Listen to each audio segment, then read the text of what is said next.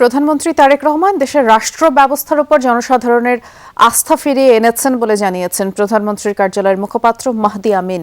বিকেলে প্রধানমন্ত্রীর কার্যালয়ে সরকারের 2 মাস পূর্তি উপলক্ষে ব্রিফিংয়ে তিনি বলেছেন, একটি নির্দিষ্ট গোষ্ঠী বহুমুখী মিথ্যাচারে লিপ্ত থাকলেও সচেতন নাগরিকদের কারণে তাদের অপচেষ্টা ব্যর্থ হয়েছে। অভিযোগ করেন, বিরোধী দল সহায়তা না করে সংসদে হট্টগোল ও গুজব ছড়ানোর মতো বিকল্প পথ বেছে নিয়েছে। এ সময় তিনি সরকারের ভুল ত্রুটি তুলে ধরার কথা বলেন, একই সাথে সরকারের নেওয়া উদ্যোগেরও পাশে থাকার আহ্বান জানান। টাইম ম্যাগাজিনে প্রধানমন্ত্রীর স্থান পাওয়া দেশের জন্য গৌরবের বলেও জানান মাহদি আমিন। প্রধানমন্ত্রী তারেক রহমানের দায়িত্ব নেয়ার 2 মাসে কৃষক কার্ড প্রদান, কৃষি ঋণ মওকুফ সহ সরকারের বিভিন্ন উল্লেখযোগ্য পদক্ষেপের বিষয়ে তুলে ধরেন তিনি। দেশের সরকার রাষ্ট্র ব্যবস্থার উপর জনগণ আস্থা হারিয়ে ফেলেছিল ফ্যাসিবাদের সময়ে।